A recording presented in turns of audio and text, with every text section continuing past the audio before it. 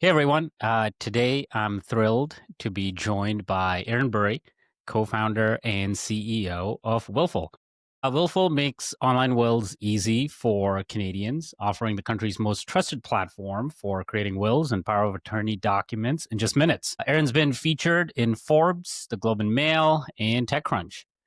She's on a mission to take the stress out of end of life planning and by making the process simple, approachable, and even empowering. We're here today to talk about her journey as a founder, the challenges of building and scaling a startup, and how Mantle has helped Willful streamline operations, specifically as it relates to equity and capital management.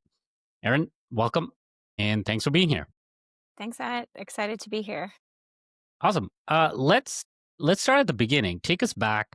Can you tell us a little bit about what inspired you to start Willful? Absolutely. Well, because my husband will probably watch this, I have to give him full credit. He, as my co founder, and really the kind of consummate lifelong entrepreneur, the guy who always had ideas coming home from his full time job. And it was just inevitable that he would eventually quit and start something. His uncle passed away suddenly. And if you've had a relative pass away, he had a will, but had never discussed end of life plans outside of that, where important paperwork was stored or funeral or burial wishes. And so it's really one of those reflection moments that highlights wow, we really don't have our own plans in place. And wow, it's really burdensome on the family if you don't actually document these plans or have these conversations. And so we were in our early 30s at the time. We looked into what would it take to get our own wills and end of life plans in place and found that the options were the same as they were 100 years ago. Go to a lawyer and pay hundreds, if not thousands of dollars and take time off work to do this at a stuffy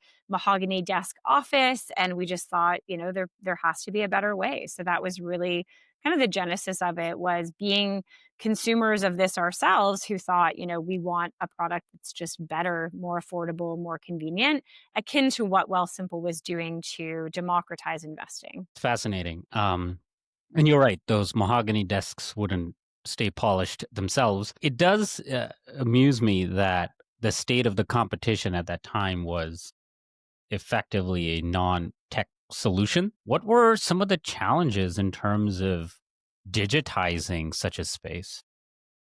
Well, I have to give credit to Tim, the founder over at Legal Wills, which is a peer of ours in the online will space. He founded his company in the early 2000s. And I can't imagine how difficult it would have been to build a product like that back in the early 2000s, not to mention convince Canadians to do their will online because, it really just is still, unfortunately, the default to go to a lawyer to do your legal documents, whether it's wills, divorces, separations, prenups, if you're Taylor Swift.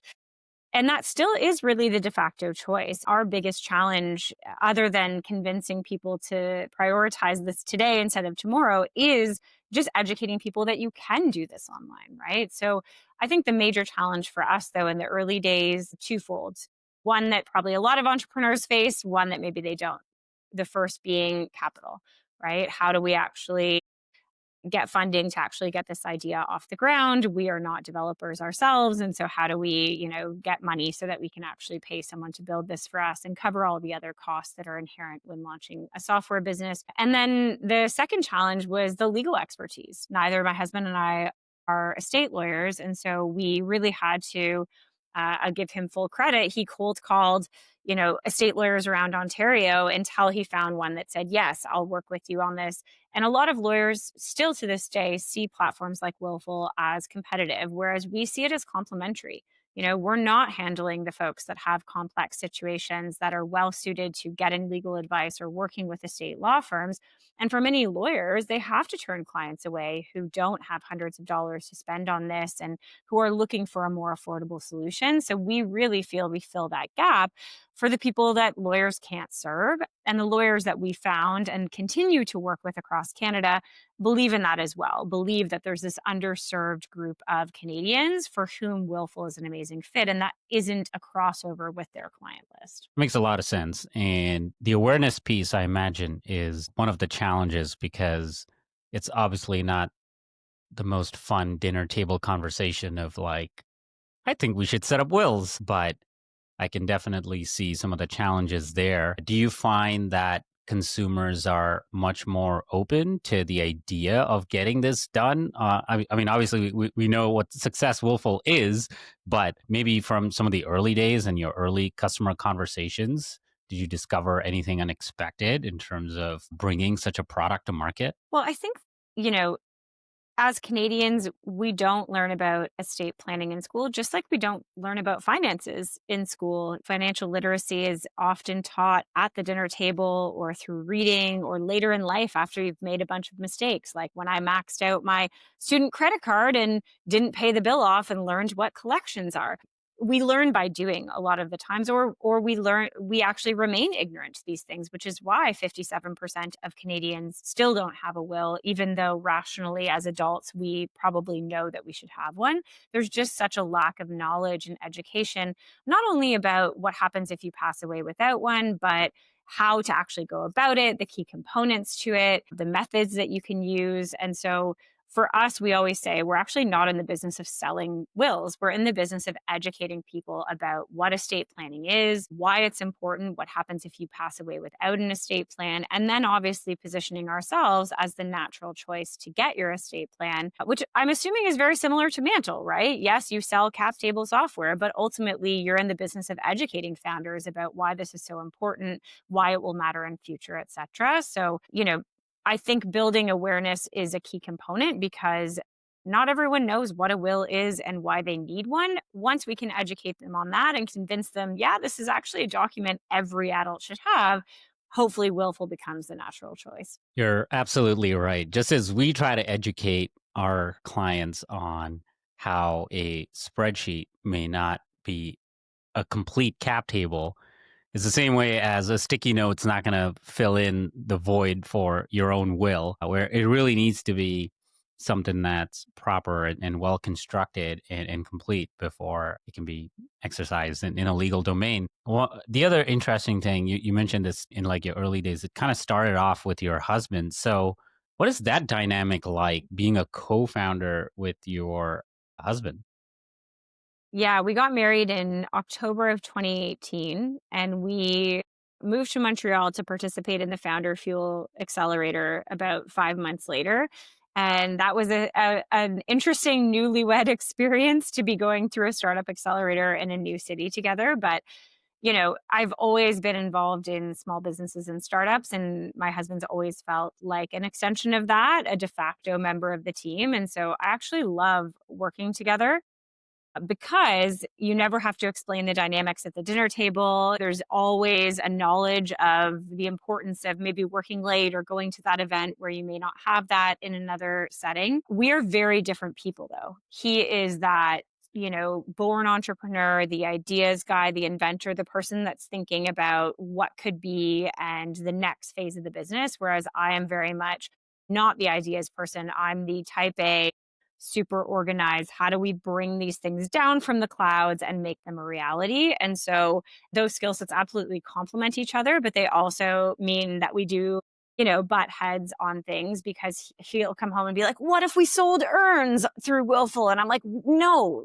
stay focused. Like, I love the ideas, but we've got to stay on the path that we're on. So we are amazing partners in strategic planning in the business, but we don't actually work together day to day a lot just because he's focused on different things. And our COO, Julia, is much more my right hand person who's in the operations of the business day to day. That's awesome. Great to hear. It is quite complimentary. And you're right. I think having like an aftercare package would be interesting when you're going next on like the willful flow.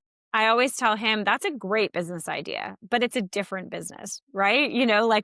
Remember the business when we launched Willful, we bought a bunch of domains, as you do. We bought prenupful.com and divorceful.com. And really, there's infinite possibilities for how you could use technology to simplify legal processes. But we have become very honed in and passionate about the end of life planning space. And yes, that could include things like selling urns or funeral pre planning. But I think there's this knowledge that you can only do so much with a small team in your own product? And how can we actually build partnerships with amazing companies like Arbor Memorial Funeral Homes and Wealthsimple and banks like CIBC and Scotia, which we've done to help to actually fill those gaps instead of trying to do everything yourself and becoming a jack of all trades expert at that. That makes a lot of sense. I want to ask one more question as it relates to your product before we get into some of the tactics. I would be remiss to not ask you a question as it relates to AI. So it's everywhere. Do you feel like it is helping? Is it a distraction in the sense of like, do you get customers saying, oh, I could just use AI to draft me something and it's probably good enough? Not fully recognizing it, especially if they don't have that legal background. But I'm curious, like, what are your thoughts of like AI and integration into such a platform? For sure. I mean, I view it in a few lenses. The first is just like business productivity and efficiency. And I think obviously we've seen massive gains in that just in terms of our personal adoption of LLMs and our ability to kind of leapfrog our effectiveness and efficiency as employees at Willful. So that's been huge.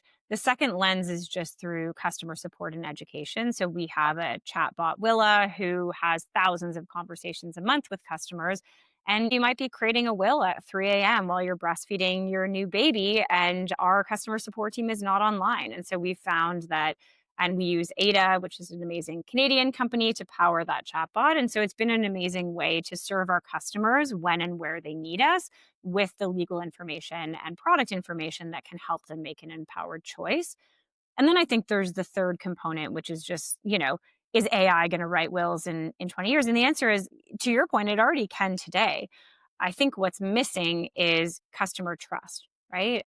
People don't trust AI tools to write legal documents for them today. And so, how can we actually use AI in a way that makes it easier to get a will, whether that's pre populating information for you based on what we know about you, whether that's helping you make the decisions to put in your will?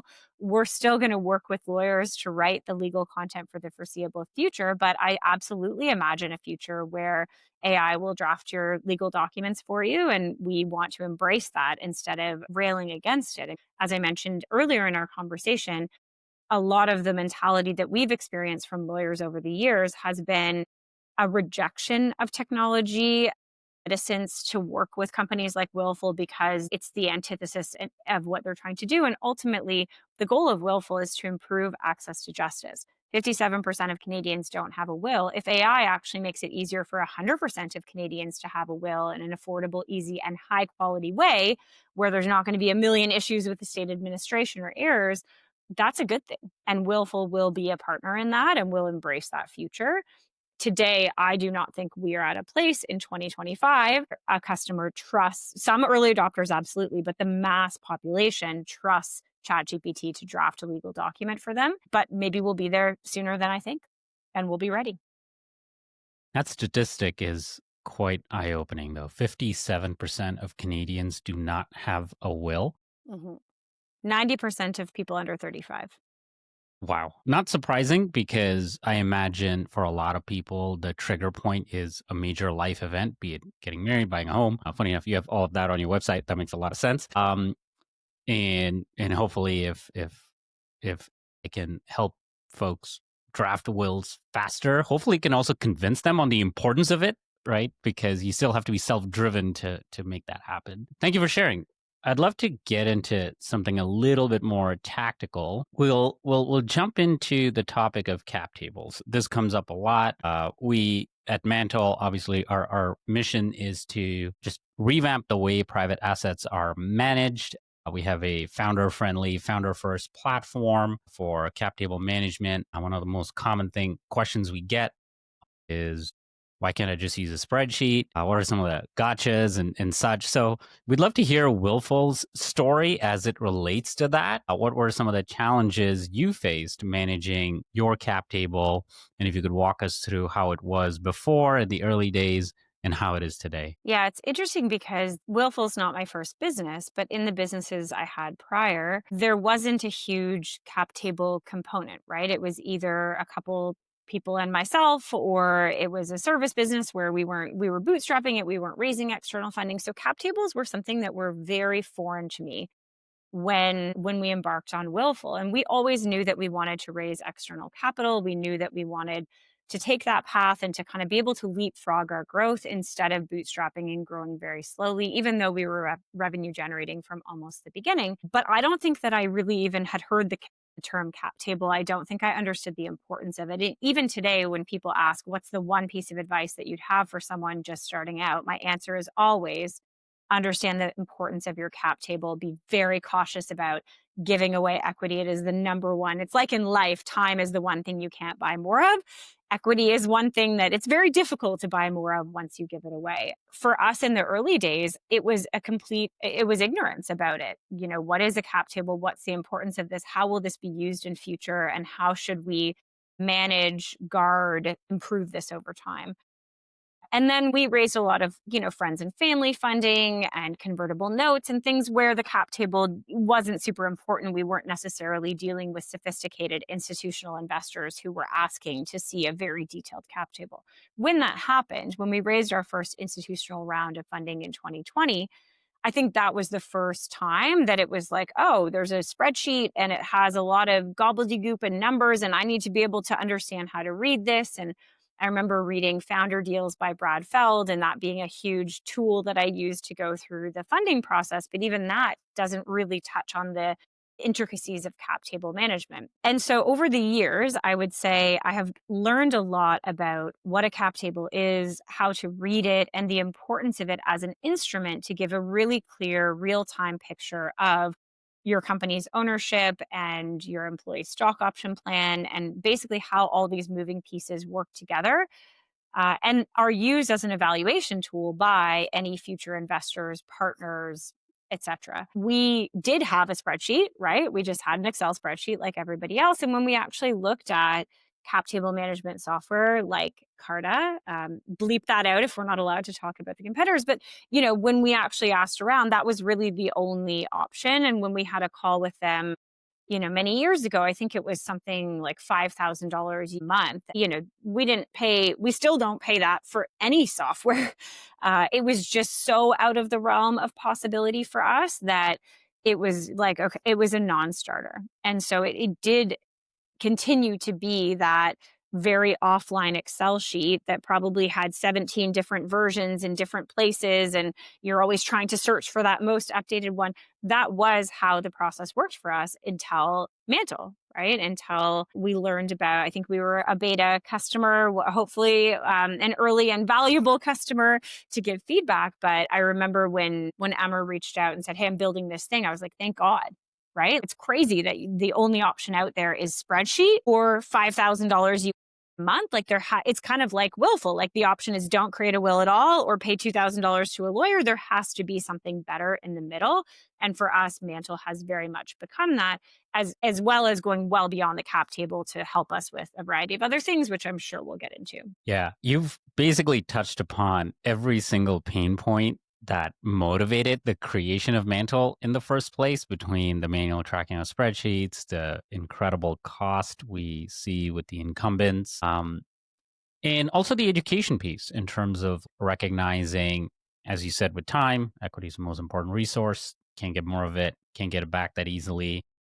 And it also results in sticker shock in a strange way, where founders may not even recognize what percentages of their own company they've given away via convertible debt, be it convertible notes, Absolutely. be it safes. So unless you understand some of those mechanics of calculating the pro forma or paying a lawyer to do it, or a CFO, et cetera, you may be in for a surprise. So it's good to have that understood, and it's good to use it in like a strategic way as you plan out your company's financing. Yeah, when we started the business, no one said to me, a cap table is an extremely important tool, right? Is a tool to tell the future of your company. The average founder, don't quote me on the source, but I think it's widely known, the average founder owns 7% of their company at exit. And I would posit a guess that a lot of those people have such little equity because they didn't manage it effectively. They didn't understand the impact of a safe or a convertible note or warrants or whatever other tools investors use to get equity in the company.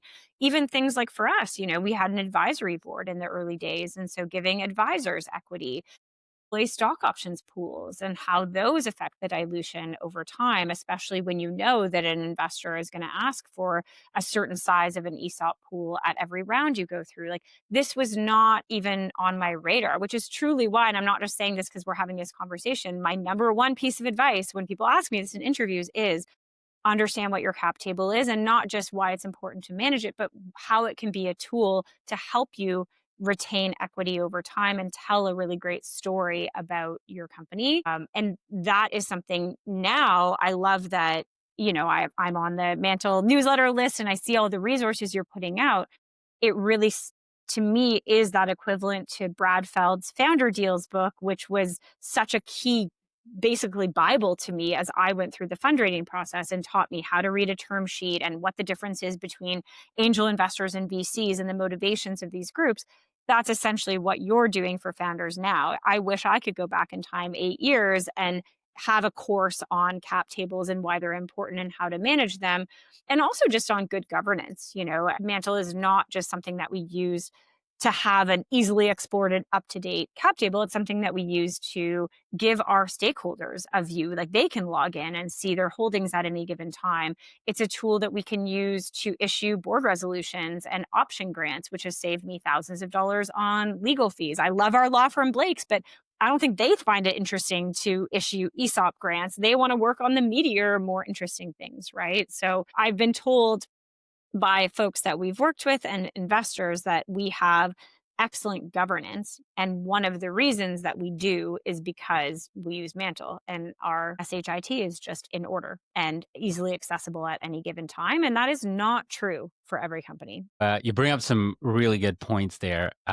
Governance. I think that's a word that sort of glazes over for a lot of founders as well, because obviously in the early days, you're just focused on building. You just want to build, you want to scale, you want to hire, etc. So it just feels like something you wish you could automate away or pay someone to do. And to your point about a lot of cap table platforms, you don't just want a snapshot. That's one of the things we focus on is helping founders plan and project and look ahead in terms of how much room do you have in your equity plan, calculate instant pro formas every step of the way. So every financing round, you're entering it and leaving it in a good place. So that's a huge part of our focus and also ends up being our most used feature in some ways, along with option grants issuance. Speaking of option grants, I'm curious how you think about sort of putting our founders hat back on. How do you think about allocating equity? Because when you start, a lot of founders, especially first time founders, are going to think, okay, there's three of us, let's split it one third each or something to that effect. And that's good enough. But we all know that even after a single financing round in an equity plan, that reality changes quite a bit. So would love to hear your thoughts on how you think about allocation from the early days to your first round. Absolutely. I mean, again, having been on the founding team at BetaKit and interviewing hundreds of entrepreneurs, these are things that you hear about before you're a founder, but you don't really understand it in practice until you're doing it, right? You hear about options and you hear about the Google chef who became a multimillionaire because he took some options back in the day. And I even had stock options at roles that I held in the past at startups. But until you're kind of in the founder seat and you're tasked with, you have an investor saying, I need an ESOP pool equal to 10% of the company fully diluted, and you need to manage that until the next. It's you don't really actually understand it. I've now been fortunate to have gone through multiple funding rounds and to have managed this ESOP program. And to me, I mean, my thesis has always been if Willful wins, right? If we have a liquidity event at some point in the future, if we're paying dividends because we're profitable, whatever that might be, it's not a win for me unless it's a win for the people that put their blood, sweat, and tears into building the company over the years. And I remember reading about the MailChimp founder and how he sold the company for over $1 billion to Intuit, which is amazing and wonderful. And we use MailChimp and great product. but that none of his employees held equity in the company. And I don't know, maybe he wrote them checks personally, but I just thought to myself, like, how could you sleep at night knowing that you have all these people building this company for you and you get this 8-figure check and none of the people who have been working there to make this possible are a part of it. So the ethos at Willful has always been, how do we make sure that everybody has options? I don't care what your seniority is. And maybe that's not a huge option grant that's going to make you rich like the Google chef, but at least there's that feeling that we're all going to win if we win, right? But I think options have always been, you can't, I think there was this sense in the late aughts of like, well, I'll just pay you in stock options. And it's like, no, actually, I have a mortgage to pay. I have rent to pay. I don't care if you're 22 and coming to work for Willful. You still have to have physical money to pay for things. And so options have always been a component of a total compensation plan at Willful, which also includes obviously a salary, but includes things for us that are increasingly intangible. Like we're fully remote. We have half day Fridays. We have flex work hours. And those things, especially in an era of back to work 5 days a week with a lot of larger companies, it's increasingly attractive. So to me, issuing options to each employee is an important tenet of my belief that everyone should be a part of whatever we build together. But it's also only one component of a total compensation plan. And it changes as the company grows, right? That first engineering hire at the company back in 2017 is not going to look the same in terms of their equity grant as the head of engineering that might join 10 years into the journey, right? And so that's been a real learning process. And again, it's very opaque. I hear these questions bandied about all the time. How much should I be issuing? What's the right level? What's the right fully diluted percentage for this person joining at this phase? And, ChatGPT will tell you one thing and your founder friend will tell you another, but there's no de facto resource or rubric for this, right? And so a lot of it is trial and error, managing based on, the resources you can gather. But I love that Mantle is also trying to be a resource in that respect, where it's here's how much you have to issue, here's what other people are doing, and where you might want to consider issuing based on the age of your company, the size of your option pool, the seniority of the person you're hiring, etc. Yeah, it's a great way to think of it as total comp, the way you describe it, because there's more to it than just, yes, there's a cash component, yes, there's an equity component, but then there is the lifestyle piece as well, or the way you accomplish the work and the way you get to be productive. I think that flexibility would definitely attract some folks who can't make the commute or don't want to drive down and such. One of the other things that comes up is in terms of like industry averages, there are reports out there. ChatGPT will kind of summarize some of it for you. And to your point, like people do leverage their network to get some of this information because there's a freshness to it. Not everyone has that sliding scale of like more equity, less cash, and vice versa. I think a lot of founders end up just making the best decision they can in the moment. And then maybe in hindsight, they may think, if I knew this other thing, maybe I would have done something different.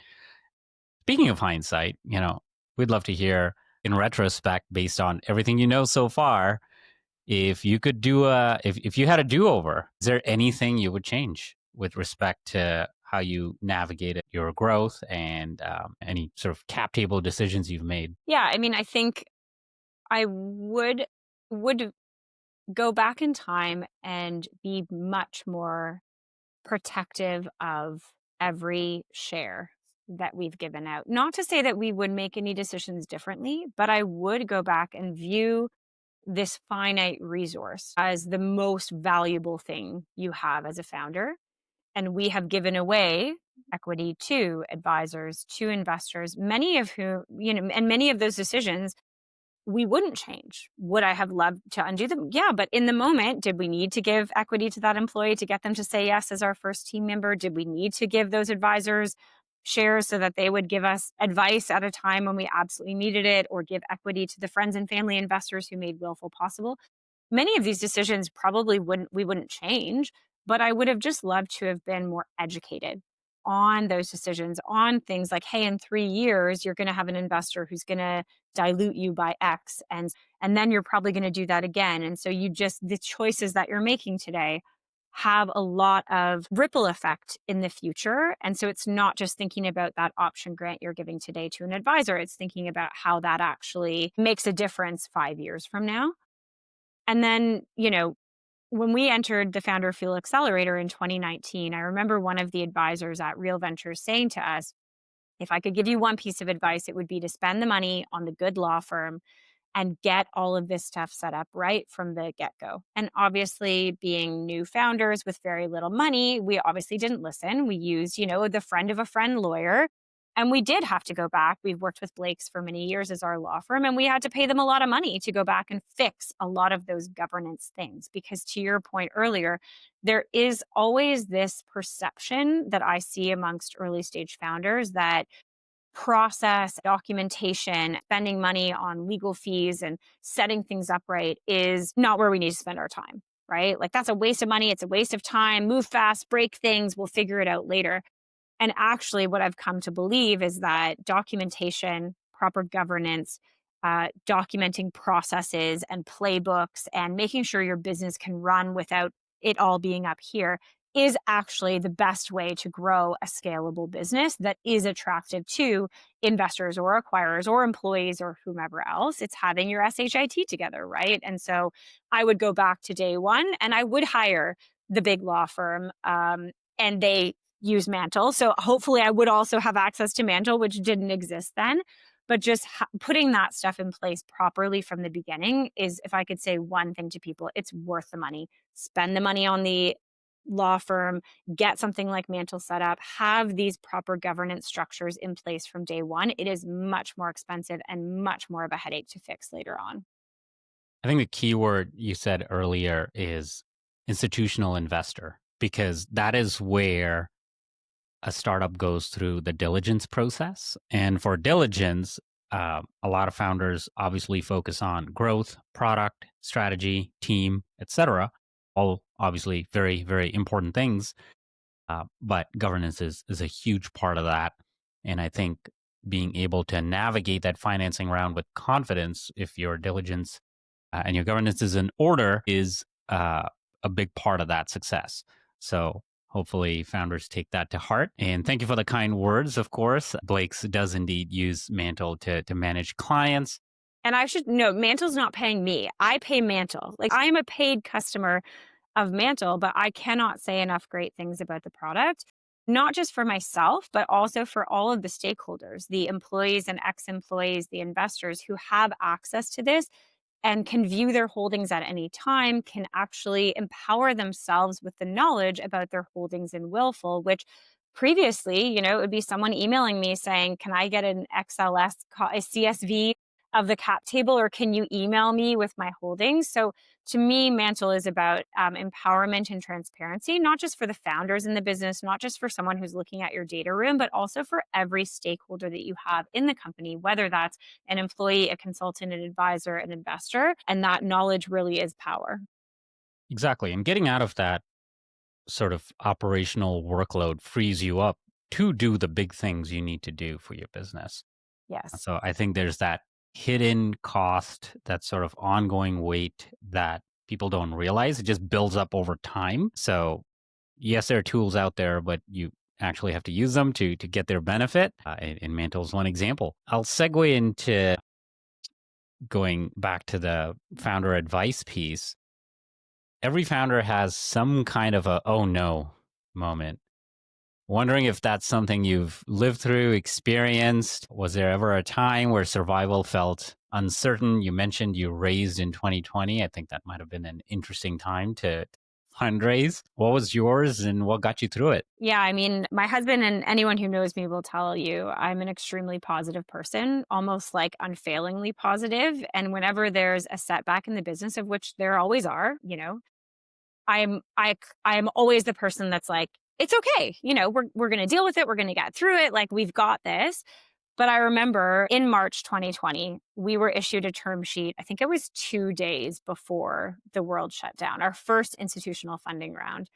And then the world shuts down. And, in that moment, I don't think anybody knew how it was going to impact their business. And so we were facing a moment where the investors all of a sudden were like, yeah, no, we can't we can't do this because, we don't know if we even will have we don't know how this is going to affect our own investment fund. And it was done through a special purpose vehicle, which means it was ultimately the investor putting in some of their capital, but then a lot of individuals who invest in that special purpose vehicle to round the round out. So it wasn't just about the VC firm, it was about individual investors and how they were just, kind of all of a sudden freaked out. And then as well, we had no idea about how this would impact our customers. Would people still come to buy wills? Now, it ended up working out on both fronts. I think after 3 to 4 weeks, the investors kind of realized, okay, like this is the new normal. And so it ended up that we were able to close the round a bit, albeit a bit later, at the end of May instead of in March. But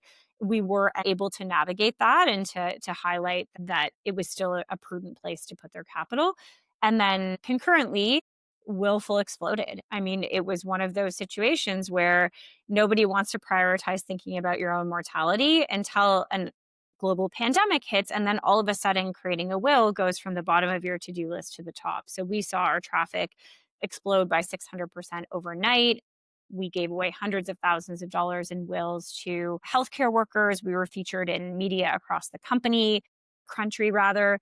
And it was just one of those moments where there was this 1 week in March where Kevin and I looked at each other and said, is this going to be it? Is this going to be the end of our business? And in fact, it was actually this opportunity moment that really changed people's mindset around estate planning and end of life planning for good. And it also, didn't derail this funding round that was really, really crucial to our next phase of growth. So that was an oh no that turned into a good thing. Although I still have founder guilt about the fact that there were many founders who that oh no moment, resulted in their business shutting down. And so there's also that like survivor guilt of we were a business who thrived during COVID. There were a lot of restaurant owners and many others for whom it spelled the end of their business. But ultimately, I think you always face challenges as a business. You can't anticipate things like a global pandemic. And so you just have to navigate them in real time. So, trends of the pandemic: sourdough bread, Animal Puzzles Crossing,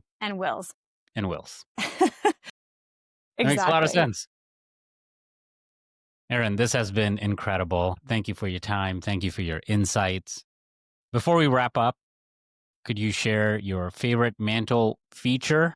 And if you could summarize Mantle's impact on your operations, that would be helpful. Have to say my favorite feature is the ability to issue board resolutions and option grants myself. I love Blake's, but I also love not having to email them every time I want to do that.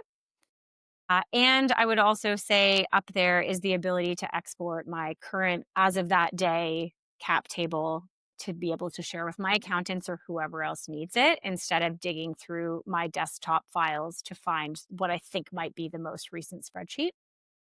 And yeah, to me, the impact, I said it earlier, but knowledge is power. Mantle has really helped me feel more in the driver's seat of our equity plan, our ESOP, or, just our stakeholder view at any given time, and given myself and our team the tools to be able to see at a glance where things stand. So yeah, I think it Mantle has given me knowledge, which in turn has given me power as a founder. And I'm honestly, again, I'm such a number one fan of Mantle. I think every founder should use cap table management software like Mantle. And to be honest, I think Mantle is the only one you should use because the alternative is 5K USD a month. But you're filling a massive gap in the market, and one that can, I believe, save founders. Whatever you pay in software fees for Mantle, you're going to make back 20-fold in the equity, the knowledge and the equity that it helps you retain over time. Thank you for sharing. And great to hear it because it completely aligns with our mission and what we're actually trying to accomplish. It's great to hear that someone validates that, oh, yeah, Mantle's great. And it makes a lot of sense. Thank you again, Erin. And to everyone watching, you can learn more about Willful at willful.co. And if you want to learn about Mantle, how we help founders manage their equity with confidence, check us out at withmantle.com. And that's a wrap. Thank you so much for having me.